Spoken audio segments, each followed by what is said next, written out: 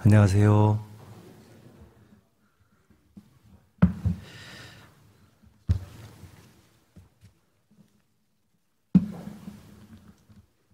한 주간 평안하셨습니까? 예, 함께 기도하겠습니다.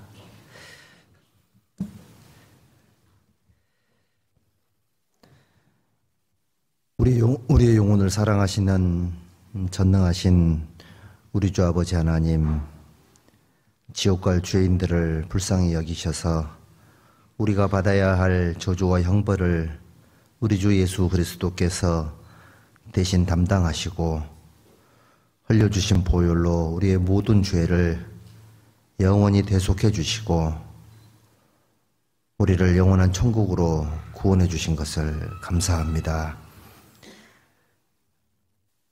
구원받은 저희들 하나님의 이 소중한 몸된 교회 안에 항상 인도하셔서 교회를 통해 역사하시는 하나님의 거룩하신 능력의 말씀을 따라서 우리의 삶을 보호해 주시고 또 인도해 주시고 항상 도와주심에 감사합니다.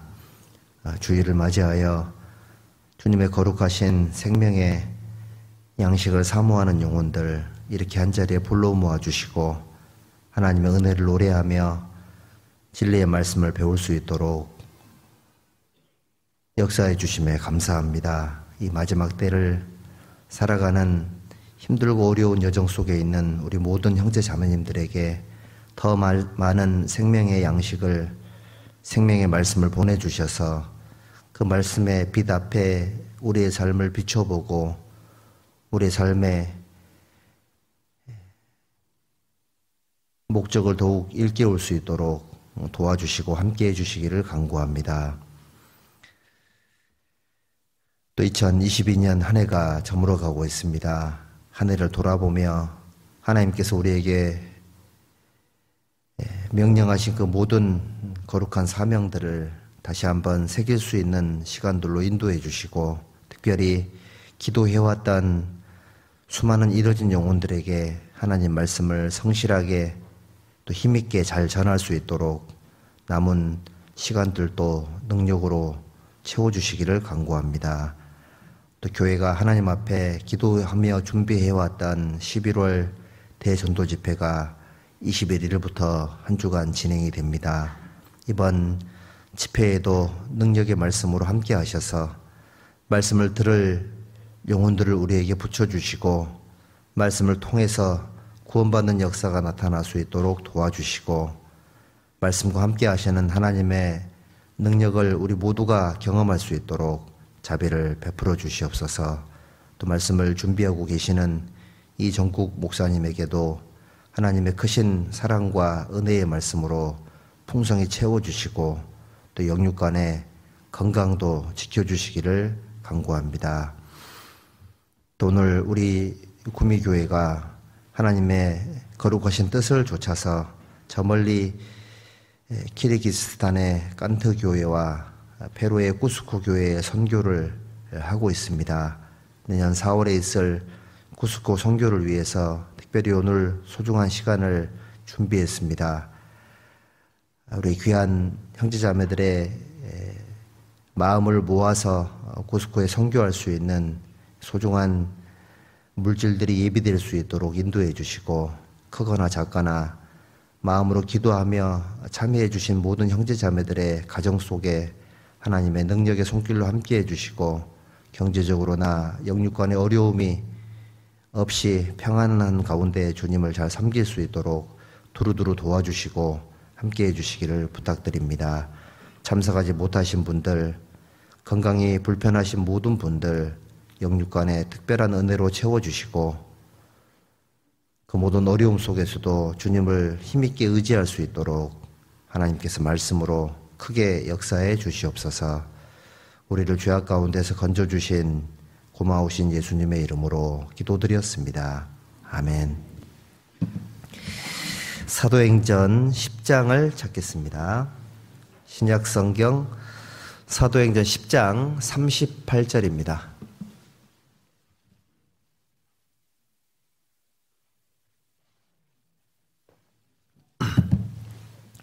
사도행전 10장 38절 한 절만 같이 읽겠습니다. 하나님이 나사렛 예수에게 성령과 능력을 기름 붓듯 하셨음에 저가 도로 다니시며 착한 일을 행하시고 마귀에게 눌린 모든 자를 고치셨으니 이는 하나님이 함께 하셨음이라. 네.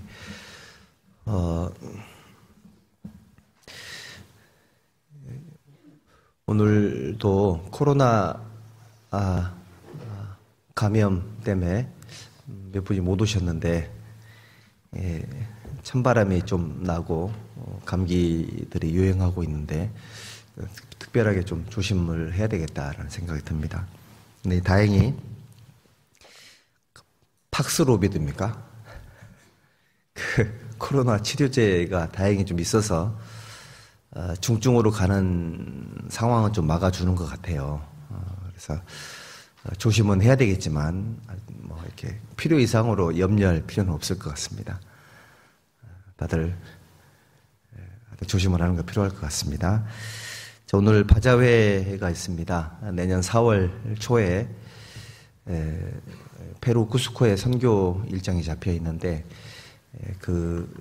필요한 물질을 준비하기 위해서 바자회를 계획했습니다. 그래서 오늘은 12시 15분에 말씀을 마치겠습니다.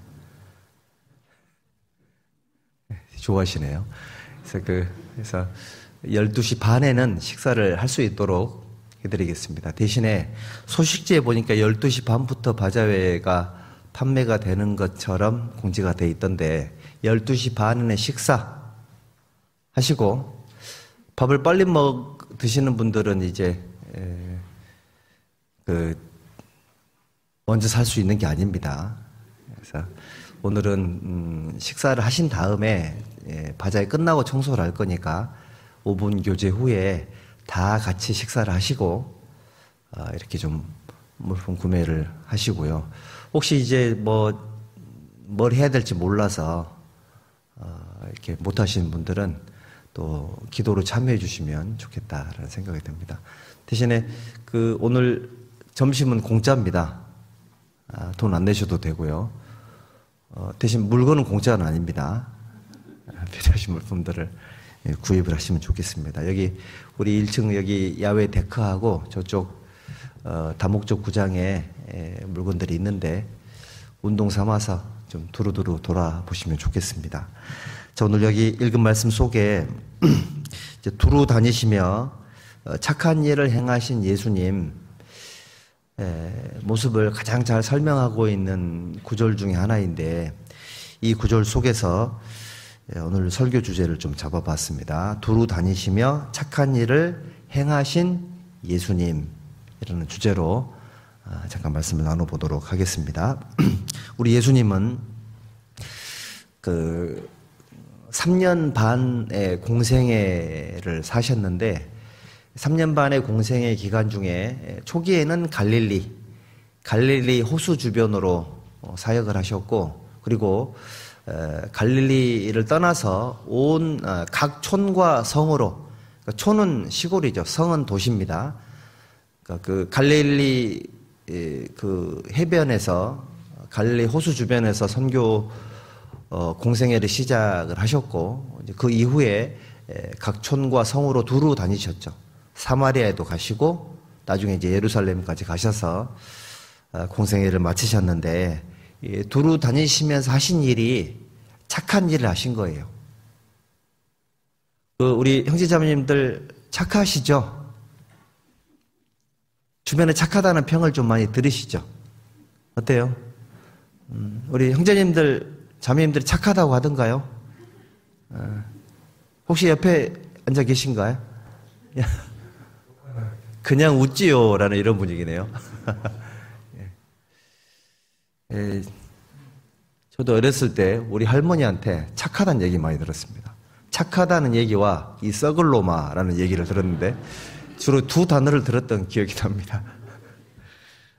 여기 착한 일을 행하신 예수님, 여기 마가복음 10장을 한번 찾아보실랍니까? 마가복음 10장에 마가복음 10장 17절 10장 17절과 18절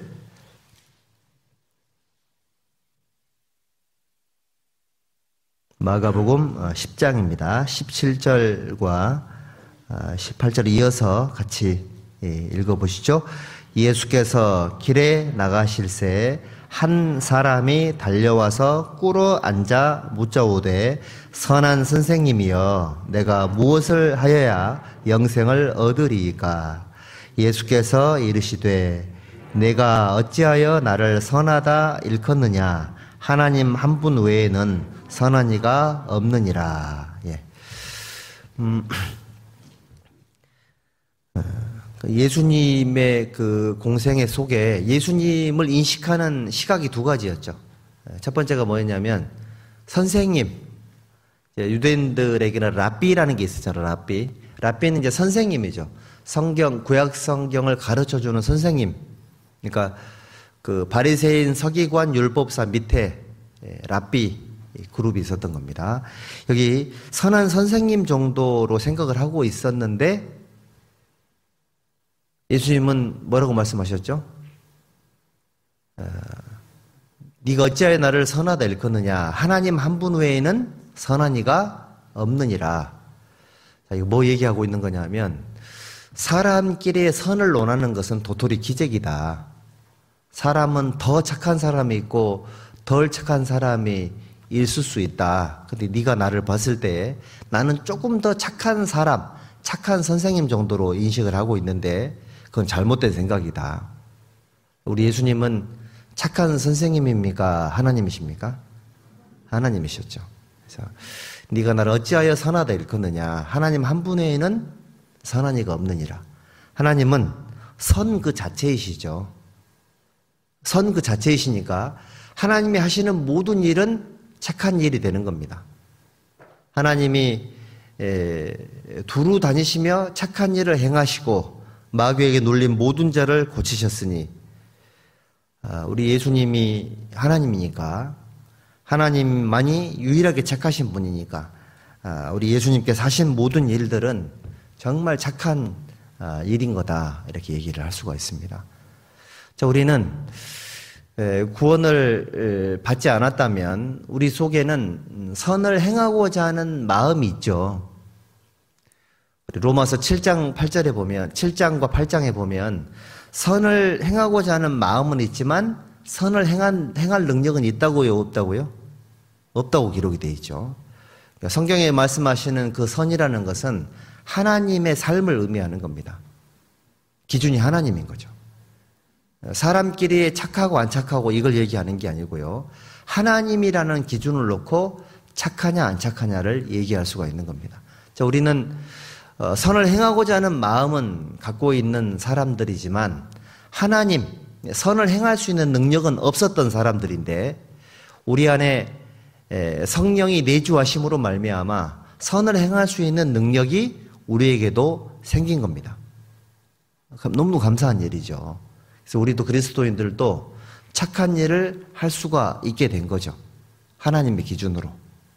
그 은혜가 예수님의 은혜를, 사랑과 구원의 은혜를 깨달았기 때문에 그런 거룩한 축복이 우리의 삶 속에 들어오게 된 거죠. 죄만 짓고 살았던 우리가 하나님의 삶을 배울 수가 있게 된 것도 너무 소중한 건데 하나님의 삶을 삶 속에서 체험할 수 있는 게 정말 귀하잖아요. 전라북도 임실에 가면 그 치즈 체험이라는 게 있잖아요. 그 시골 임실이 완전 시골이던데 뭐 거기는 완전 산골짜기던데요. 가보니까.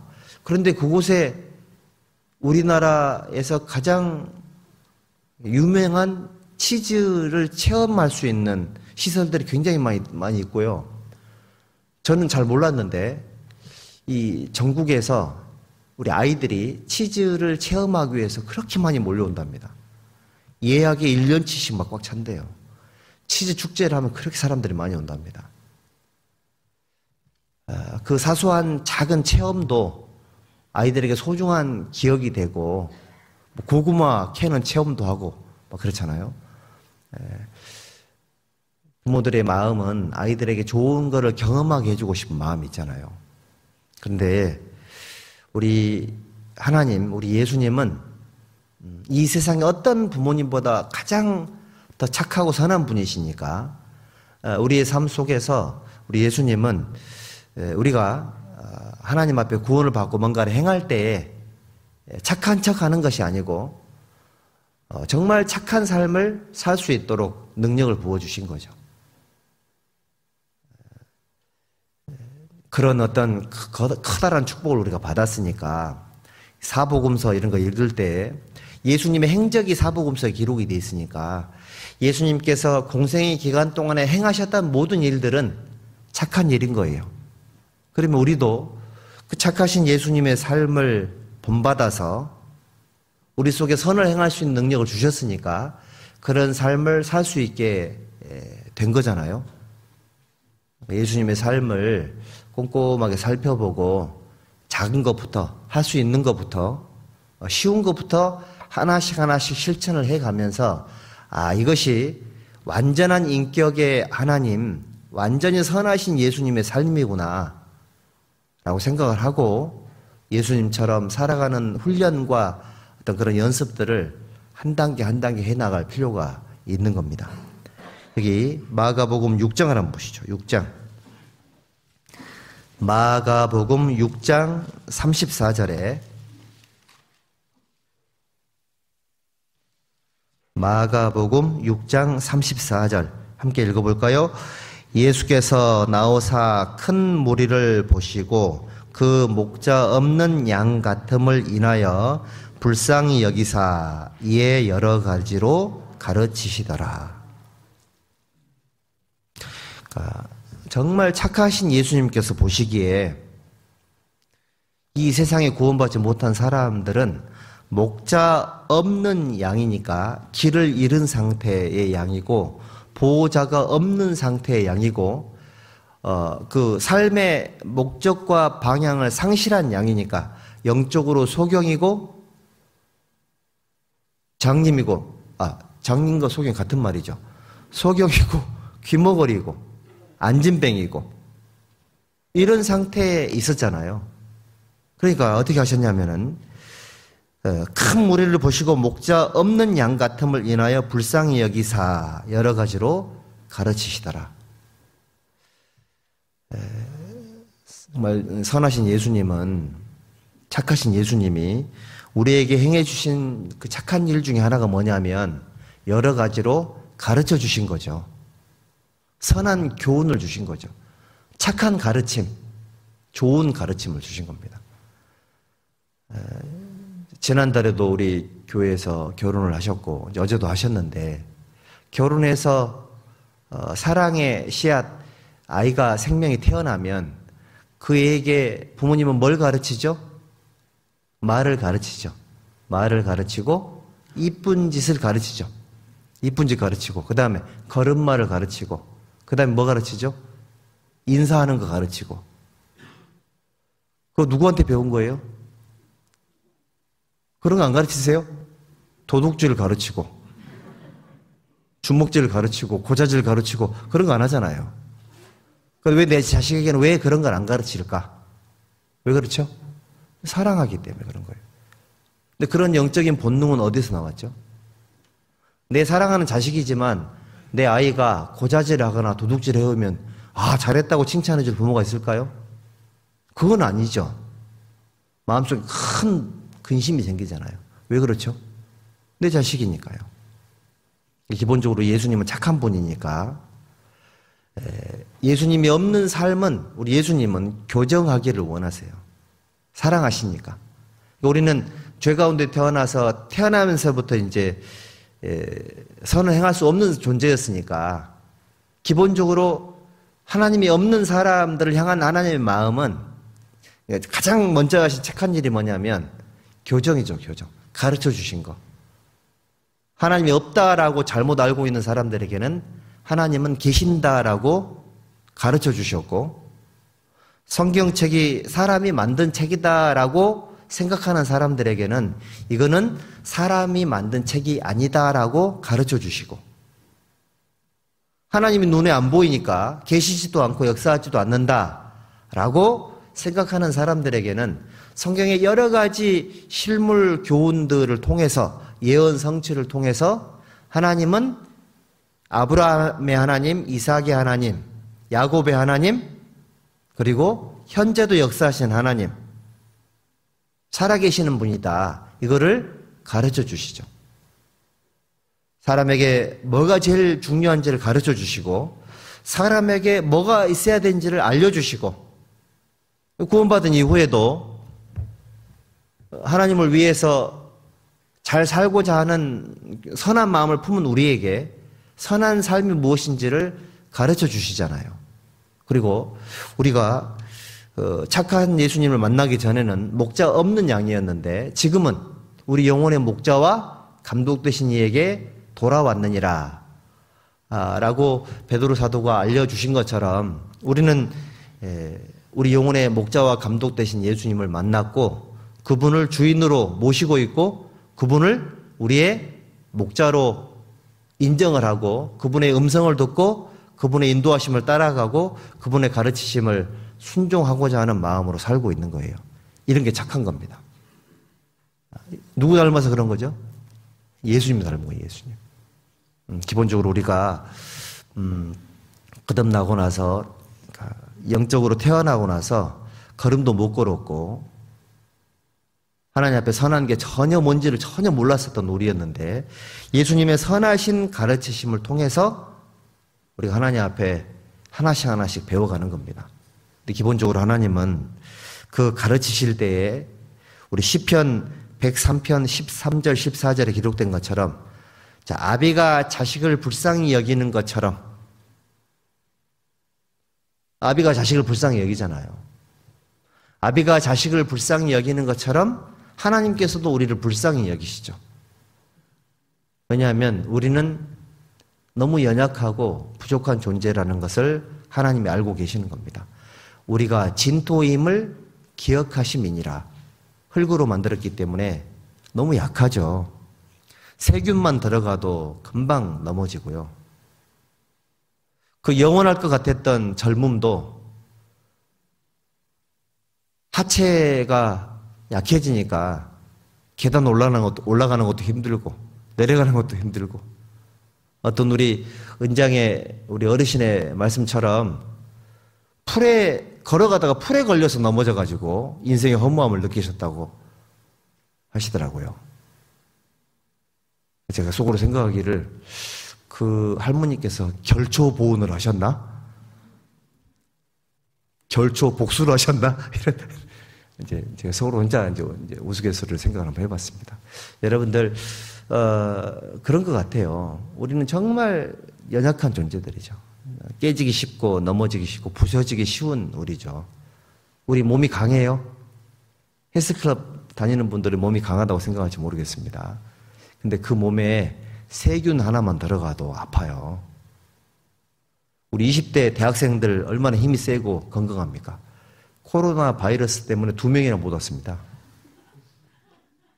결국 뭐냐면 눈에 보이지 않는 세균보다 약해. 힘이 없어요. 힘이 없어요. 그렇게 연약한 존재인 저희들인 거예요. 그러니까 예수님은 우리를 어떻게 생각하실까요? 아이고 불쌍한 내 새끼, 이렇게 생각하는 겁니다. 하나님이 우리를 불쌍히 여기시는 거, 이거 예수님이 우리에게 베풀어 주시는 착한 일이세요.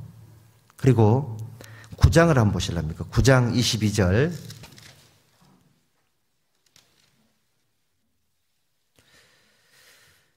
9장 22절에 21절, 22절 함께 읽읍시다. 예수께서 그 아비에게 물으시되 언제부터 이렇게 되었느냐 하시니 가로되 어릴 때부터니이다. 귀신이 저를 죽이려고 불과 물에 자주 던졌나이다. 그러나 무엇을 하실 수 있거든 우리를 불쌍히 여기사 도와주옵소서.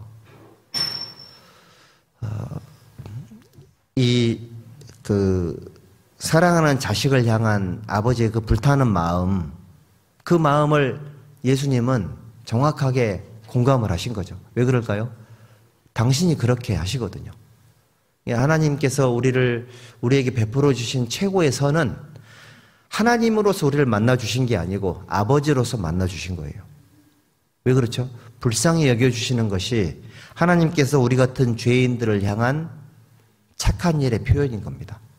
불쌍히 여기는 것. 만약 하나님이 공의의 하나님으로 우리를 만나셨으면 우리 같은 죄인들은 즉사하죠. 우리 같은 죄인들은 하나님 앞에 설 수도 없고요. 우리 같은 죄인들은 전부 100% 지옥에 갈 수밖에 없겠죠. 그런데 여기 보시는 것처럼 어릴 때부터 귀신 들린 그 불쌍한 자식을 향한 아버지의 마음, 그 마음을 하나님은, 우리 예수님은 정확하게 공감을 하셨잖아요. 착하신 겁니다, 이게. 여기 23절 함께 읽읍시다. 예수께서 이르시되 할 수 있거든이 무슨 말이냐, 믿는 자에게는 능치 못할 일이 없느니라 하시니, 곧 그 아이의 아비가 소리를 질러 가로되 내가 믿나이다, 나의 믿음 없는 것을 도와주소서 하더라. 여기 이 말씀이 우리에게 큰 교훈이 되죠. 기본적으로 예수님은 우리 그리스도인들을, 이 세상에 있는 사람들을 불쌍히 여기시고 그 모든 문제를 해결해 주기를 원하시죠. 문제가 뭐냐면 많은 사람들이 그걸 원하지 않는다는 겁니다. 원하지 않는 거. 어떻게 해야 되냐면 우리를 좀 불쌍히 여겨 주십시오. 이런 거 아주 착한 일인 겁니다. 하나님이 우리를 불쌍히 여겨 주시니까 우리가 기도할 때도 있잖아요. 나의 의로움을 인하여, 나의 합당함을 인하여 하나님께 나아가거나 기도하는 것이 아니고 하나님 나를 불쌍히 여겨주시는 그 긍휼을 의지해서 하나님께 기도합니다. 이게 합당한 겁니다. 우리는 하나님께 뭔가를 구할 수 있는 자격도 없고 사실은 하나님께 뭔가를 얻을 수 있는 그런 합당한 것이 없는 그런 존재들이지만 불쌍히 여겨주시는 하나님의 긍휼을 의지해서 하나님께 기도하고 나아가고 하나님께 구하고 부탁하고 이렇게 하는 거죠. 솔직히 내 삶을 돌아보면 우리 예수님이 우리의 부탁을 들어줄 만한 그런 합당한 요소가 있을까라고 생각을 해보면 내세울 만한 게 거의 잘 없죠. 그런데 왜 우리 예수님은 항상 나와 함께 해주실까? 불쌍히 여겨주시는 거죠. 그리고 해야 될 두 가지.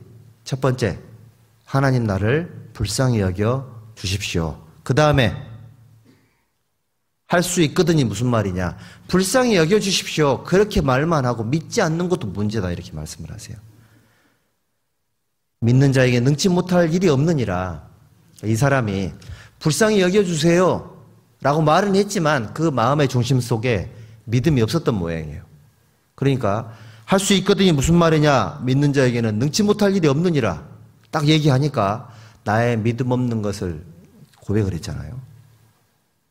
인생의 문제가 뭐냐면 하나님께 불쌍히 여겨주십시오로 기도하지 않는 것은 착하지 않은 거예요. 그리고 이게 불쌍히 여겨달라고 해놓고 하나님께 얘기해놓고 불쌍히 여겨주실 것을 믿지 않는 것은 착한 일이 아닌 겁니다. 구원을 받고 나서 우리를 불쌍히 여기시는 예수님, 그 선하신 예수님께 우리 자신의 삶을 솔직히 내놓고 불쌍히 여겨달라고 부탁을 하고 그리고 불쌍히 여겨주실 것을 믿어야 돼요.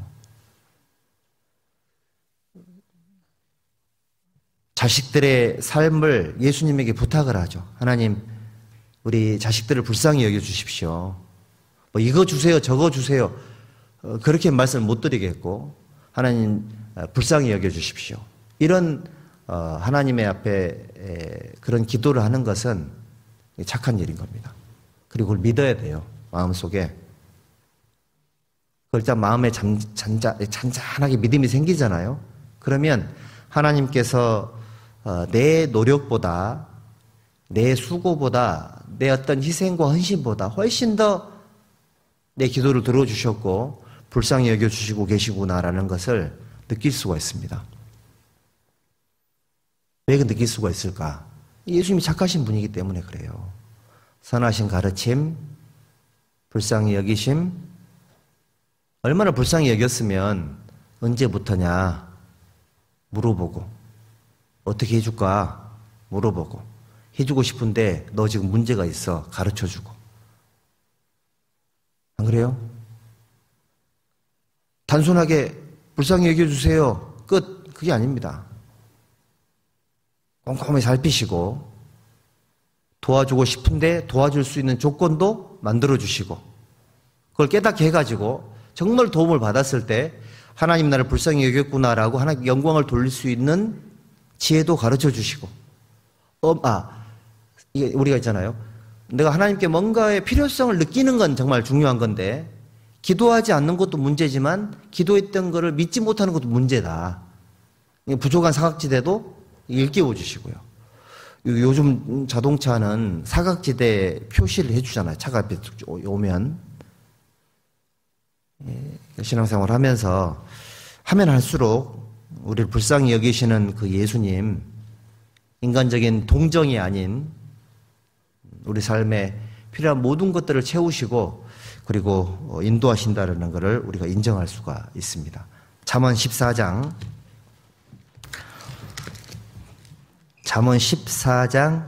31절을 한번 보실랍니까?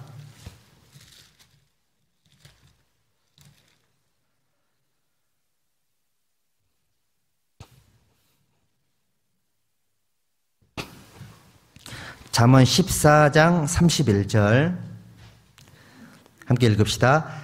가난한 사람을 학대하는 자는 그를 지으신 이를 멸시하는 자요, 궁핍한 사람을 불쌍히 여기는 자는 주를 존경하는 자니라. 궁핍한 사람을 불쌍히 여기는 자는 주를 공경하는 자니라.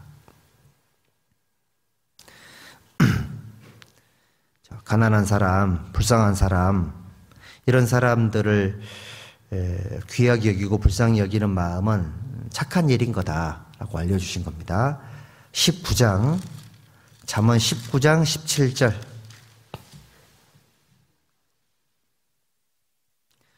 19장 17절. 여기도 함께 읽어볼까요? 가난한 자를 불쌍히 여기는 것은 여호와께 꾸이는 것이니 그 선행을 갚아주시리라. 이게 선행이라고 되어 있죠. 가난한 사람을 불쌍히 여기는 것은 착한 일이다. 그리고 그거 지금 선한 일이니까 그거를 반드시 갚아줄 거다. 그러니까 이게 이제 하나님의 그 사랑의 원리거든요. 하나님의 역사하심의 원리인데, 이런 거는 삶 속에 새기고 평생 실천을 하셔야 돼요. 가난한 사람을 불쌍히 여기는 것. 뭐라 그럴까요? 어떤 목적을 위해서가 아니라 그 사람 자체를 불쌍히 여기는 거. 뭐 반대 급부가 전혀 없어도 그냥 불쌍히 여기는 것 자체는 여호와께 꾸이는 것이다. 우리 하나님은 있잖아요. 구원을 받았든 안 받았든 간에 나그네를 불쌍히 여기시고, 나그네가 잘 곳이 없잖아요. 고아를 불쌍히 여기시죠. 보호자가 없으니까. 과부를 불쌍히 여기십니다. 의지할 곳이 없으니까. 나그네와 고아와 과부의 하나님이시다 라는 말씀이 있으시죠. 불쌍히 여기는 거예요. 그래서 구원을 받았든 안 받았든 간에 가난한 사람을 불쌍히 여기는 것은 하나님께 꾸이는 거니까 그 선행을 갚아주시리라.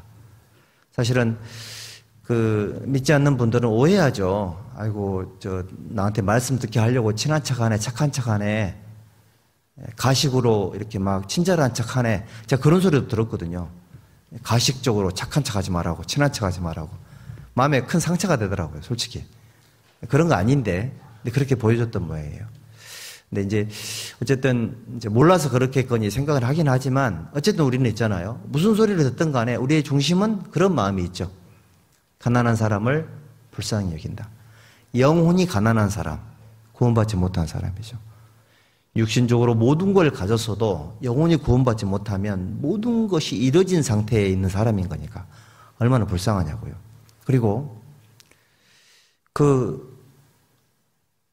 자기가 하는 말이 무슨 의미인지를 모르는 사람들, 하나님 앞에. 막 하나님을 향한 비방, 교회를 향한 비난, 이거 막 함부로 하는 분들도 계시잖아요. 사실 그것도 뭘 몰라서 하시는 말씀들이죠. 불쌍히 여길 필요성이 있습니다. 여기 보면 그 선행을 갚아주시리라. 저는 이 말씀이 되게 마음에 와닿거든요.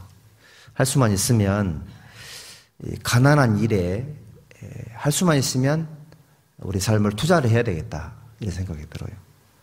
가난한 사람을 불쌍히 여기는 행위를 하면 반드시 선행을 갚아주십니다. 사람의 행위가 여호와를 기쁘시게 하면 그 사람의 원수라도 그로 더불어 화목케 하시리라.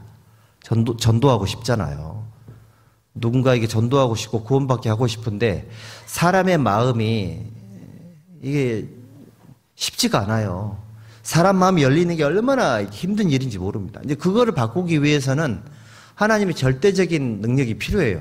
어느 시점에 하나님이 역사해 줄 거냐. 내가 할 수 있는 모든 노력은 다 했지만 나의 전도 대상은 마음이 안 열려요. 내가 뭐가 부족해서 그런 게 아니에요. 우리 어떤 분들은 내가 뭐가 부족해서 안 되나 보다 생각하고 자꾸 자기 자신을 돌아보는 건 좋은데 너무 지나치면 학대 수준으로 갈 수 있고, 그래도 나중에 그러다 보면요, 신앙생활이 까딱 잘못하면 큰일 납니다. 내가 100% 완벽해야 전도가 된다. 그렇지 않아요. 그렇지 않고, 우리는 완벽하지 않지만 하나님 의지에서 나가는 것이 있으니까 완벽하지 않아도 혹시 이제 하나님이 그 사람을 불쌍히 여기면 마음이 바뀔 수 있는 거니까 그런 마음으로 전도를 하셔야 되는 거예요. 그래서 가난한 사람을 불쌍히 여기십시오. 그러면 선행을 갚아주실 거예요. 뭔가 육신적으로 복을 받고 싶잖아요. 돈 벌고 싶죠. 돈 없었으면 좋겠어요. 돈이 있으면 편해요. 할 수 있는 것도 많고. 쓸 곳은 많은데 뭐가 없죠? 돈이 없어요. 근데 왜 우리 분위기 이렇게 초라하죠? 갑자기. 돈이 없지 가오가 없습니까?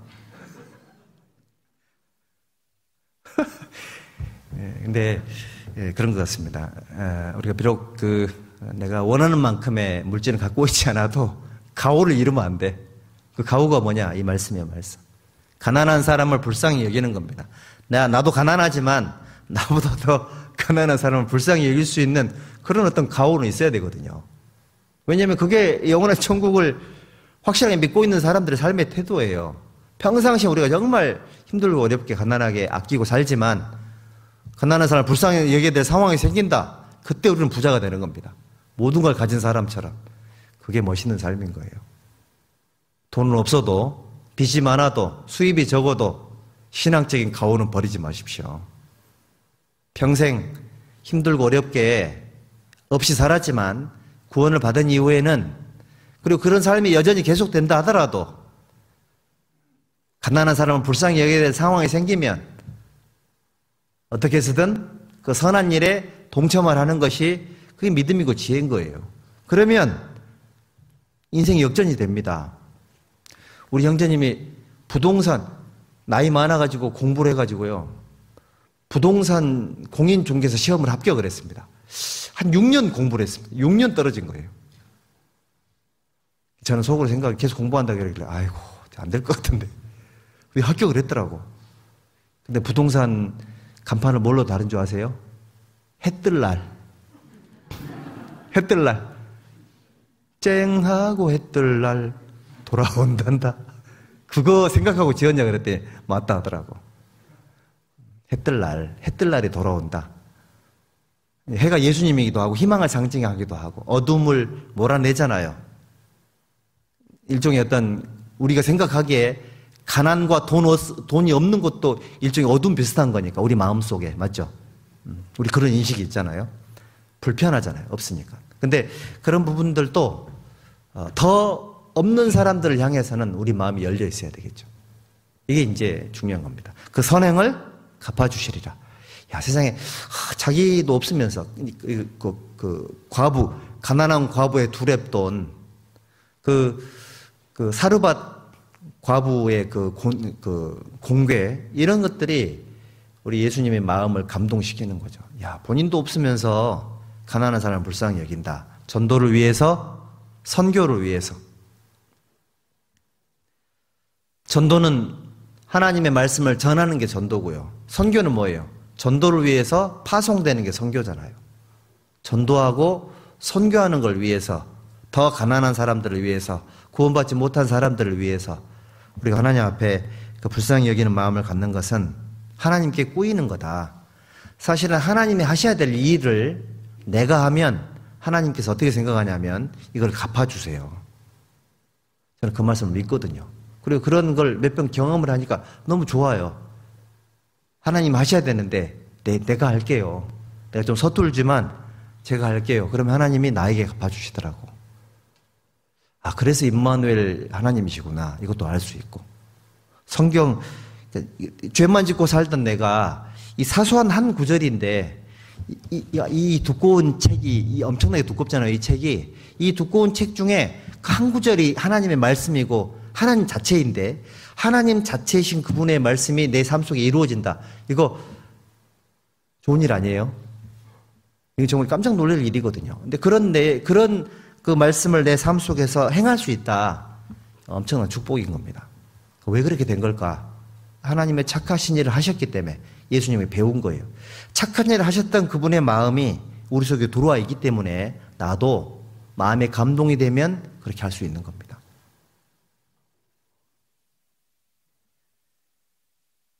욥기 6장을 한번 보시죠. 욥기 6장 14절에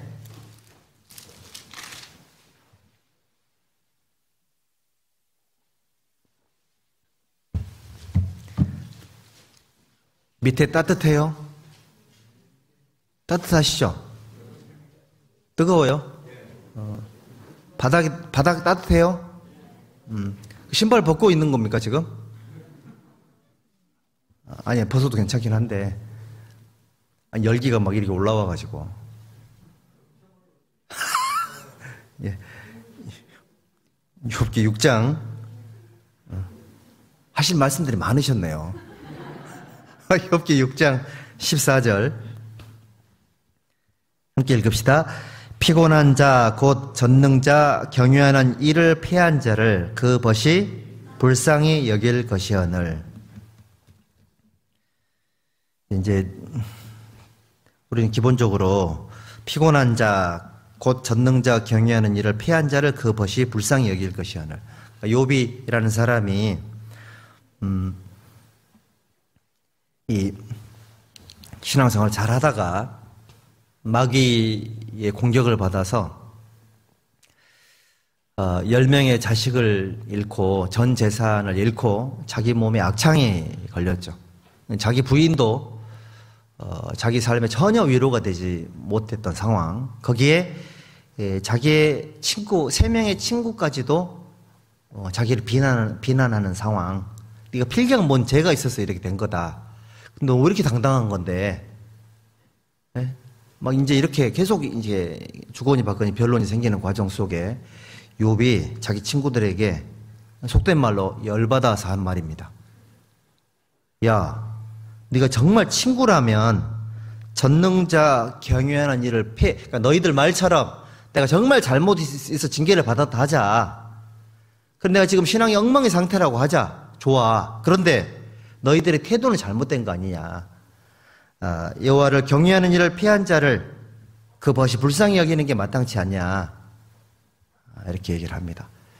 우리 이제 가끔씩 안타까운 상황 속에 신앙생활을 전같지 않거나 또는 떨어지신 분들을 향해서 이런저런 얘기를 하죠. 뭐 때문이냐? 왜 그랬을까? 그럼 그 원인들을 살펴보면 좋은 얘기는 별로 잘 없죠.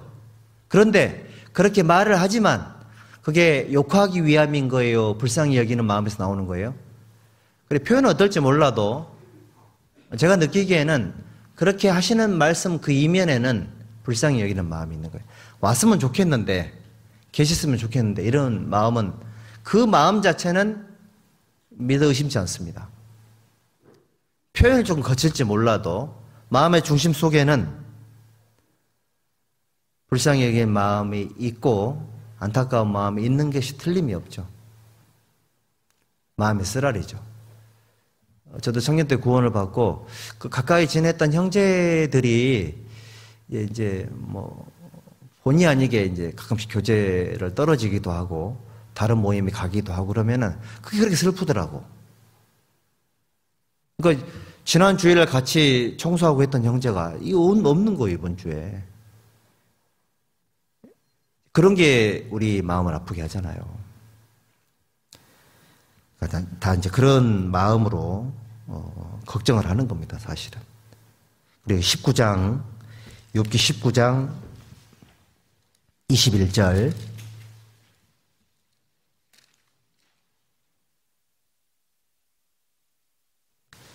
욥기 19장 21절에 함께 읽읍시다. 나의 친구야, 너희는 나를 불쌍히 여기라. 나를 불쌍히 여기라. 하나님의 손이 나를 치셨구나. 너희가 어찌하여 하나님처럼 나를 핍박하느냐. 내 살을 먹고도 부족하냐. 이렇게 말씀을 하고 계시죠. 내 친구야, 나를 불쌍히 여기라. 불쌍히 여기라. 하나님의 손이 나를 치셨구나.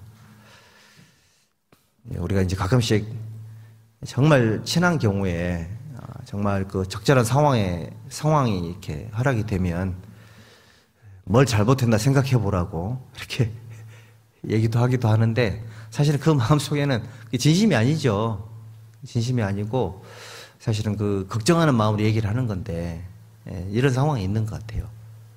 우리 구원받은 그리스도인들끼리 내 친구의 너는 나를 불쌍히 여기라. 나를 불쌍히 여기라. 그러니까 형제자매님들을 향해서 또 신앙생활을 못하거나 또는 전 같지 않거나 이런저런 이유들이 있죠. 사실은 뭐 이런저런 뭐 교회에 대한 불평, 목사님에 대한 어려움 뭐 이런 것들이 있지만 그렇게 말씀하시는 분들의 마음의 진심 속에서도 사실은 그게 다는 아니거든요. 진정한 마음은 하나님 앞에 잘하고 싶고 잘 나오고 싶고 잘 살고 싶은 마음 자체는 절대 변함이 없을 거라고. 그것 자체는 전혀 의심치 않습니다. 우리가 어떻게 뭐가 필요하냐면 우리는 그런 믿음이 필요한 것 같아요. 신뢰가.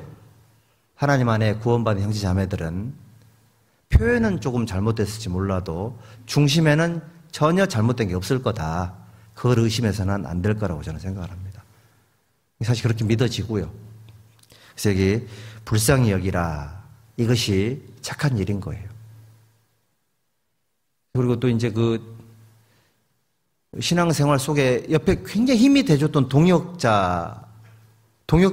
힘이 되고 도움이 많이 돼요. 신앙 옆에 있기만 해도. 근데 그러다가도 그분이 넘어지거나 어려운 일이 생기면 이런 약간 공포심이 생기죠. 이분이 없으면 나 신앙생활 할 수 있을까? 이분이 사라지면 이 일을 누가 감당할 수 있을까? 그런 공포심이 안 생겨요. 누군가 대신 채워주겠지. 몰라. 나는 믿음이 없어서 그런지 모르겠지만 약간 공포심이 생기더라고. 이분이 사라지면 이분의 일을 누가 할까? 도르가가 죽었을 때 요바에 있는 형제 자매님들이 도르가 죽었으면 누군가 그 일을 하겠지. 사람이 안 하면 하나님이 하겠지. 제가 보니까요, 도르가 아니면 할 사람이 없어요. 그것도 믿음 차이인 것 같아요. 몰라, 나는 믿음이 없어서 그런지 모르겠지만 그 사람 빠지면 그만큼 그 사람이 갖고 있는 장점만큼 일할 사람이 있을까요? 없거든요. 그런 분이 없어요. 그렇다는 생각이 드는 거예요.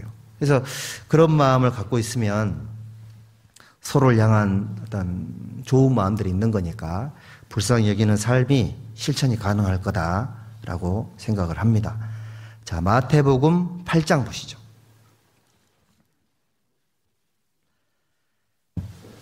마태복음 8장 15절.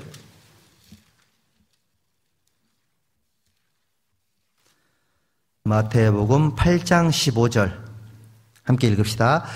그의 손을 만지시니 열병이 떠나가고 여인이 일어나서 예수께 수종들더라. 9장 29절도 보실랍니까?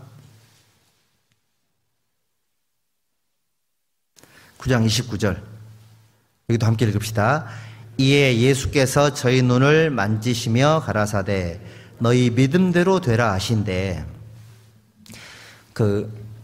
착한 일을 행하신 예수님, 이제 이거 보면서요, 제가 이거 좀 생각을 항상 하거든요. 그의 손을 만지시니라는 말씀이 있었고, 그의 눈을 만지시며라고 말씀을 하셨잖아요.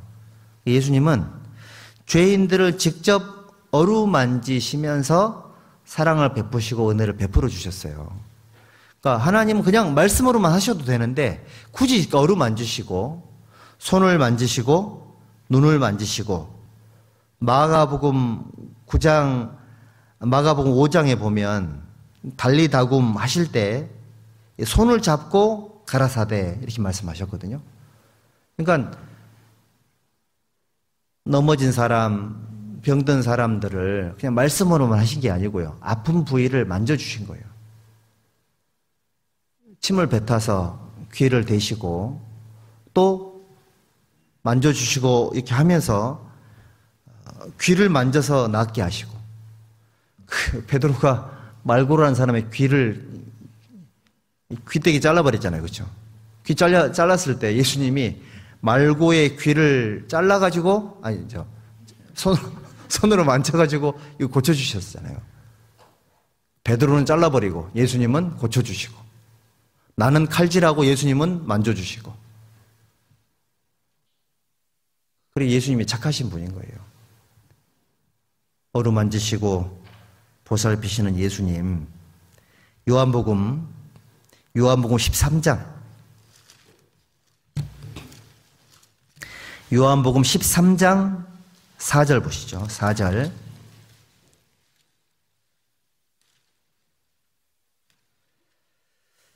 요한복음 13장 4절 5절 함께 읽읍시다. 저녁 잡수시던 자리에서 일어나 겉옷을 벗고 수건을 가져다가 허리에 두르시고 이에 대야에 물을 담아 제자들의 발을 씻기시고 그 두르신 수건으로 씻기기를 시작하여, 제자들의 발을 씻기시고 직접 발을 만진 거죠.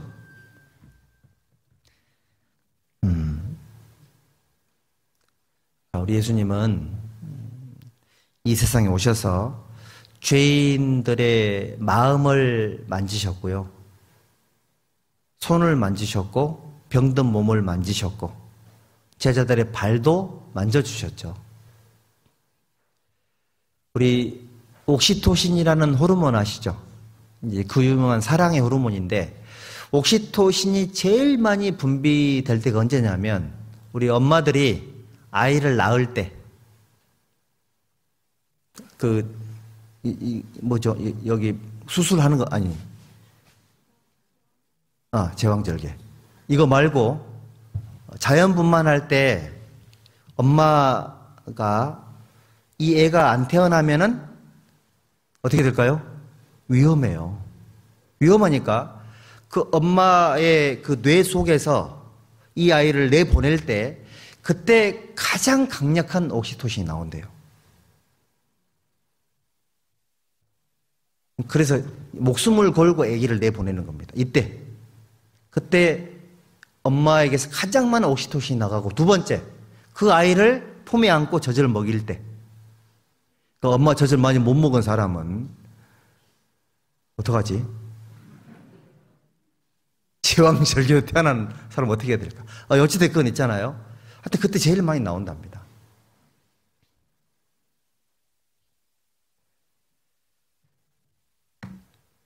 그래서 유럽 같은데 어떤 나라에서는 엄마 모유에서 옥시토신을 빼가지고 암 환자에게 그걸 투여한다 하잖아요. 이거 면역력이 높은 거예요, 이게. 우리 예수님께서 사람을 사랑하시고 불쌍히 여길 때 말과 혀로만 한 게 아니고요. 나는 몰랐는데 옥시토신까지 사용을 하신 거예요. 예? 하나님이, 우리 엄마가 나를 낳을 때 제일 많은 그 사랑의 호르몬이 나왔다면 호르몬을 만드신 분이 하나님이니까 예수님이 사람을 만질 때 나오는 그 호르몬 양은 얼마나 됐을까? 엄청나게 많았던 겁니다. 그리고 이제 연애할 때 분비되는 옥시토신의 양이 연애 기간을 결정을 한답니다. 이게 세상 얘기죠. 세상 얘기인 겁니다.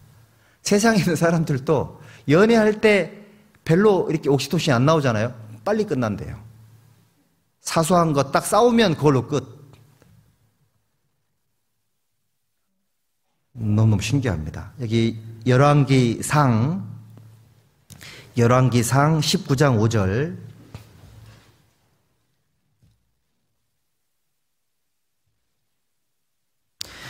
열왕기상 19장 5절에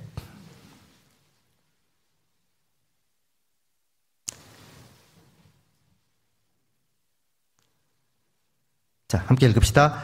로뎀나무 아래 누워 자더니 천사가 어루만지며 이르되 일어나서 먹으라 하는지라.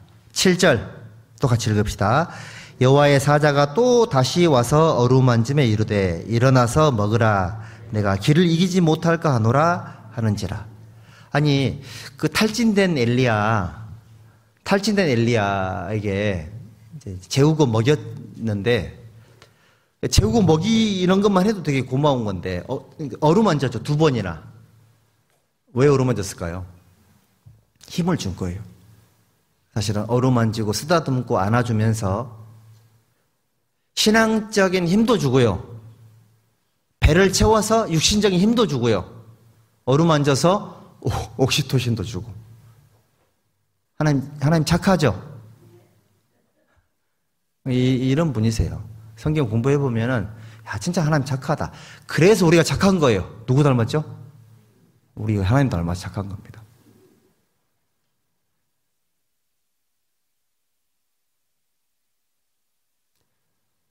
제가 영상을 하나 준비했는데, 봐보세요.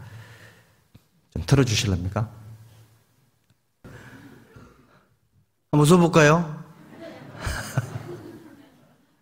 네.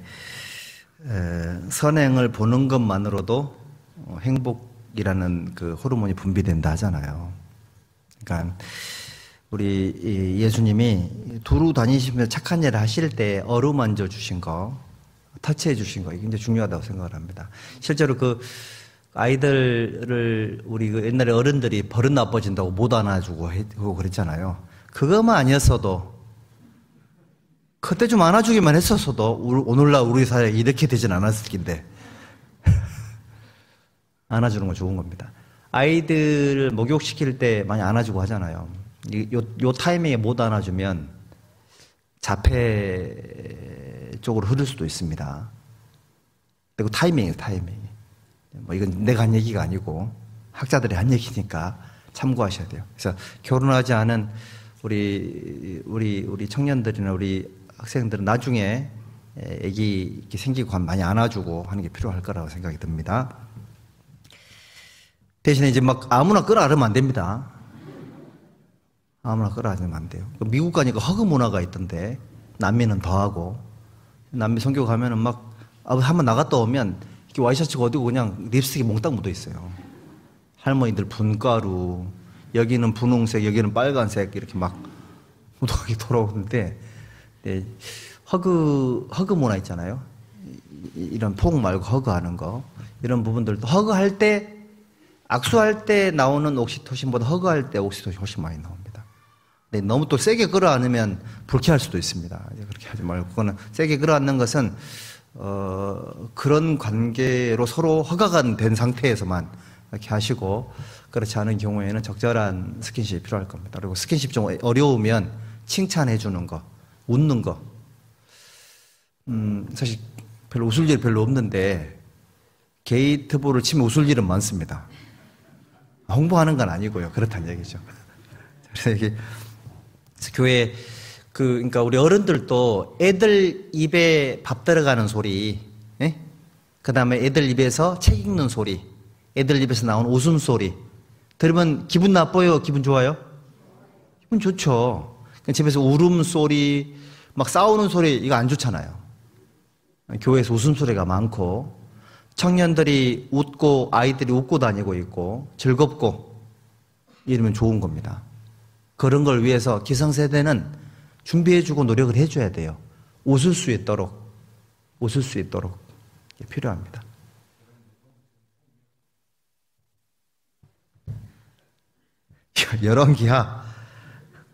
열왕기하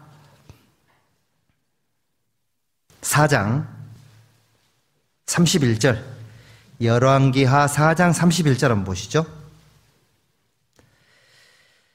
열왕기하 4장 31절부터 보십니다. 제가 읽어 올릴게요. 게하시가 저희에 앞서가서 지팡이를 그 아이의 얼굴에 놓았으나 소리도 없고 듣는 모양도 없는지라 돌아와서 엘리사를 맞아 가로되 아이가 깨지 아니하였나이다. 엘리사가 집에 들어가 보니 아이가 죽었는데 자기 침상에 눕혔는지라 들어가서는 문을 닫으니 두 사람뿐이라. 엘리사가 여호와께 기도하고 아이의 위에 올라 엎드려 자기 입을 그 입에 자기 눈을 그 눈에 자기 손을 그 손에 대고 그 몸에 엎드리니 아이의 살이 차차 따뜻하더라. 엘리야가 내려서 집 안에서 3번 이리저리 다니고 다시 아이에 올라 엎드리니 아이가 7번 재채기 하고 눈을 뜨는지라. 게하시하고 엘리야가 무슨 차이죠? 게하시는 사랑이에요, 사랑. 그냥 사무적인 거예요. 봉사도요, 사무적으로 하는 사람이 있어요. 봉사에 생명을 불어넣는 사람이 있고요. 봉사를 그냥 일처럼 해, 일처럼. 일이죠, 일. 아, 목사님, 경기선이 모호합니다. 아니, 주님 사랑하니까 일하고 봉사하는 거 아니겠습니까? 동의합니다. 근데 정성이 부족하다, 이 말이죠. 그리스도인들. 구원받는 데는 정성이 필요 없겠지만, 구원받은 이후에는 정성이 필요해요, 안 해요? 예를 들어서, 유치부 선생님들은 너무 정성스럽게 애들을 마음을 다해서 해요. 초등부 선생님들은 예를 들면, 지금 그렇다는 게 아니고, 만약에 사무적으로 한다. 어떻게 될까요? 차이 많이 납니다. 찬양대가 사무적으로 그냥 노래해 주는다, 우리한테. 노래 한번 해줄게. 이런 거 하고, 정말 하나님을 향한 마음으로 하는 거하고 차원이 다르죠. 우리의 삶이 그래야 안 되겠습니까? 게하시처럼 사는 것은 사무적인 거죠. 왜 역사가 일어나지 않을까? 엘리사처럼 안 하니까. 전도할 때 게하시입니까? 엘리사입니까? 봉사할 때 게하시예요? 엘리사예요? 근데 불행하게도 우리 마음속에는 두 가지 마음이 공존하거든요. 기도 없이 할 때, 귀찮아서 할 때 게하시처럼 하죠. 근데 하나님을 사랑한 마음으로 할 때, 정말 마음이 불붙을 때는 엘리사처럼 하죠. 죽은 시체한테 뽀뽀해봤어요? 내 자식도 아니고 남의 아이가 죽었는데 죽은 아이의 입에다가 키스를 한 거예요. 볼 키스가 아니고 실제로 입을 댄 겁니다. 눈에 눈을 대고 싸늘한 시체의 얼굴에 얼굴을 대가지고 아이를 살렸어요. 여러분들 전도할 때 이렇게 하셔야 돼요. 교회 봉사할 때 이렇게 하셔야 돼요. 헌금할 때 이렇게 하시는 거예요. 하나님과 직접적인 관계된 일을 할 때 엘리사처럼 하셔야 돼요. 눈에 눈을, 입에 입을, 손에 손을. 점점 따뜻해졌죠? 점점점. 그랬는데 아직 끝난 게 아니에요. 아직 살아나질 않았어요. 따뜻한데 안 살아났습니다. 놔두면 어떻게 될까요? 도로 식어요. 작은 성공에 만족하지 말고, 작은 성과에 만족하지 말고, 그동안에 해왔던 봉사에 만족하지 마시고, 지난 거 잊어버리고, 해왔던 거 포맷 리셋하고, 다시 시작하는 마음으로, 새롭게 하는 마음으로, 기존에 있는 것 좀 다 허물어버리고, 새롭게 해야 되겠다. 이런 마음을 가져야지만 집이 더 커지죠.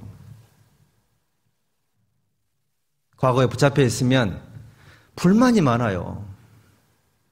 옛날에 섭섭했던 거, 힘들었던 거. 아니, 그러면 새로운 게 안 된단 말이에요. 게하시 말하는 거 봐봐요. 아니, 엘리사를 맞아 가로되 아이가 깨지 아니하였나이다. 게하시는 누구 말 듣고 갔죠? 엘리사가 얘한테 게하시 너 이 지팡이 갖고 가서 아이한테 얹어. 개아시는 영혼이 없어요. 그리고 아이가 안 살아난 게 자기 책임이 아니에요. 아이가 안 살아난 게 내 책임이 아니에요. 나 당신 말대로 갖다 얹었더니 안 됐디다. 그걸로 끝. 이렇게 살면 안 된다고요. 했는데 안 됐디다. 아니, 안 되면 했는데 안 됐어요. 포기해야 될 일이 있고 끝장을 봐야 될 일이 있잖아요. 근데 우리가 하는 신앙생활은 포기할 게 아니에요. 하자 안 됐디다. 이게 아니라고요. 안 그래요? 사실은 교회의 일은, 하나님의 일은, 전도하는 일, 모든 일들은 해보니까 안 됐디다. 지팡이 얹었는데 안 됐디다. 그걸로 끝나서는 안 됩니다. 끝장을 보는 마음으로 해야죠. 끝을 봐야지. 끝이 뭐예요? 아이가 살아나야죠.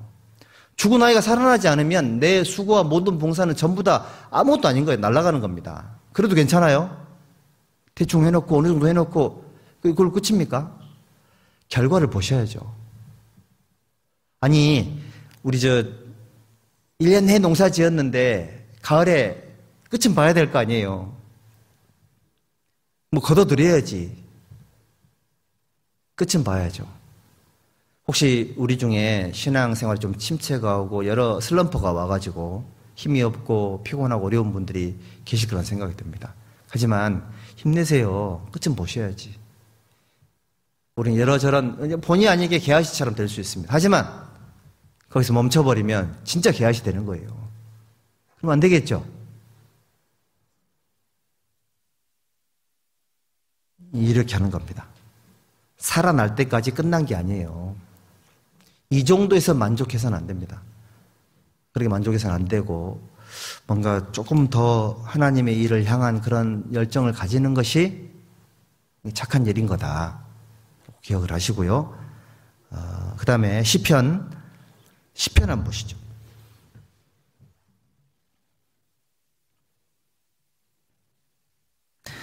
시편 17절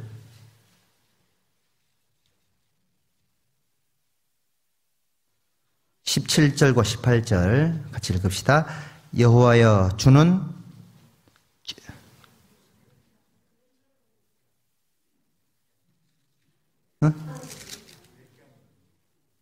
제가 몇 장이라 그랬죠? 시편 17절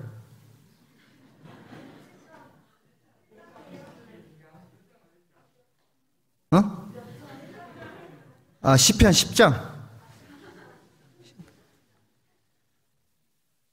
내 발음이 안 좋네. 시편의 시편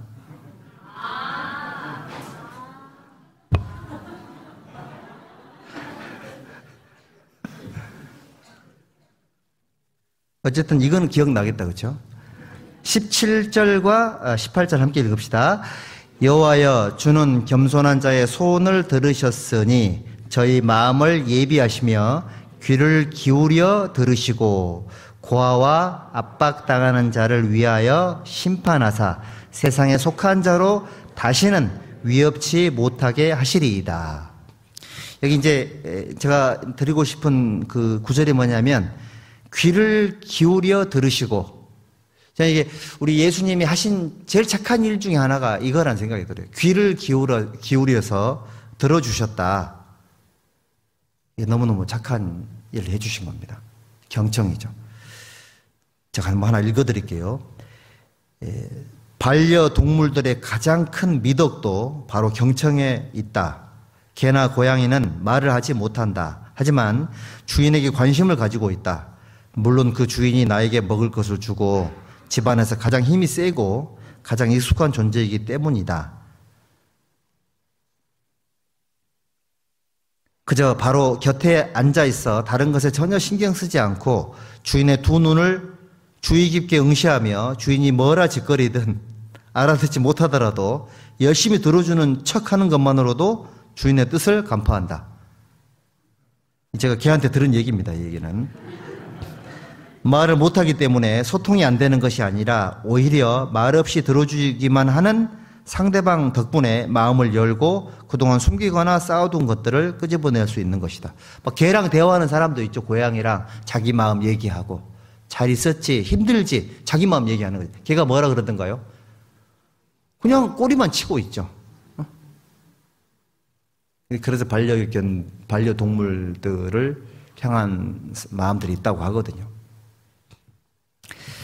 반려동물 속에 키우란 얘기가 아니고요. 경청. 두 눈을 주의 깊게 응시하고 그 말을 못 알아듣더라도 집중한다는 얘기예요. 그리고 개는 아들하고 달라서 항상 주인을 보면 반가워하고 꼬리를 치죠. 항상 같은 태도잖아요. 같은 태도. 물론 이제 밥 주고 하니까 그럴 수는 있겠지만 그런 모습 보면 우리 예수님이 우리에게 해주신 정말 착한 일 중에 하나가 뭐냐면 귀를 기울여서 들어주신 거예요. 걔가 주인의 말을 못 알아먹더라도 눈을 응시하고 주의를 기울인다 그랬죠. 사실 우리가 하나님께 기도할 때 무슨 말인지도 모르게 하는 그런 기도들이 있죠. 무슨 말인지도 모르겠고 어떤 경우에는 기도도 안 하고 어떤 경우에는 기도 안 하고 그냥 끙끙 앓는 분이 있죠. 기도를 안 해. 그냥 끙끙 앓아요. 그래도 하나님 알아먹어요? 못 알아먹어요? 알아먹어요. 왜? 항상 귀를 기울이고 계셨거든요. 착한 일인 거예요. 그 주만 바라볼지라는 찬양에 보면은 너의 작은 신음에도 응답하시며 라는 가사가 있죠. 그게 너무 마음에 와닿더라고요. 작은 신음만 있어도 응답을 하시고 왜 응답하셨을까? 귀를 기울이고 계셨던 거죠. 관심이 있었고 마음을 기울였기 때문에 그렇게 해주셨다는 겁니다. 예수님은 당신의 전부를 동원해가지고 나를 주목하시고 내 마음을 살펴보시고 내가 하는 말, 성의가 있든 없든 마음에 있든 없든 준비가 돼 있든 안 돼 있든 다 알아먹어요. 알아먹고 들어주시고 경청하시는 하나님. 그러니까 예수님은 정말 착한 분이세요. 이거 외에도 많겠죠. 우리도 있잖아요. 우리도 들을 줄 알아야 돼요. 들을 줄 알아야 되고 볼 줄 알아야 됩니다. 왜냐하면 우리는 착한 사람들이기 때문에 그래요. 여기 빌립보서 1장을 한번 보시죠.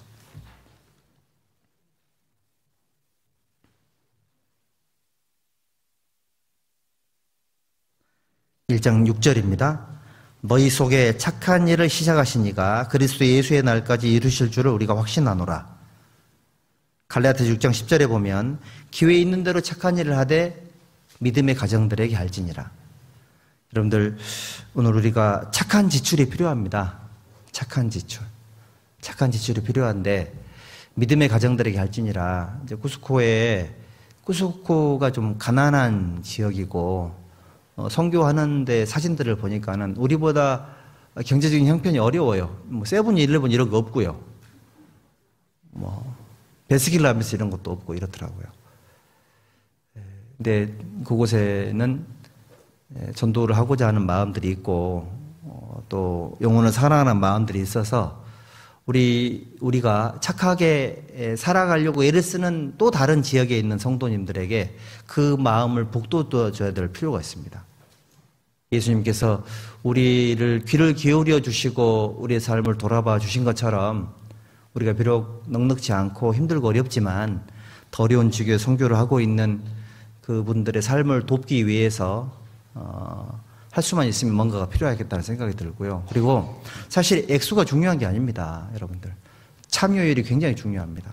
그래서 단돈 1,000원이라도 단돈 10,000원이라도 마음을 다해서 참여해 주시고 선교하는 일에 동참을 해 주시면 좋겠습니다. 기도하겠습니다.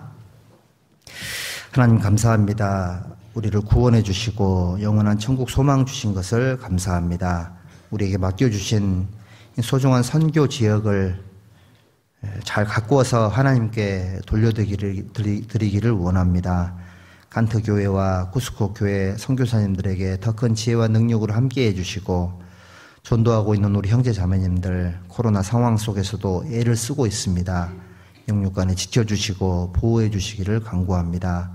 우리에게 착한 일에 본을 보여주신 주님의 가르침을 좇아서 작은 일부터 착하게 살 수 있도록 우리를 도와주시고 인도해 주시기를 부탁드립니다. 우리를 죄악 가운데서 구원해 주신 예수님의 이름으로 기도드렸습니다. 아멘.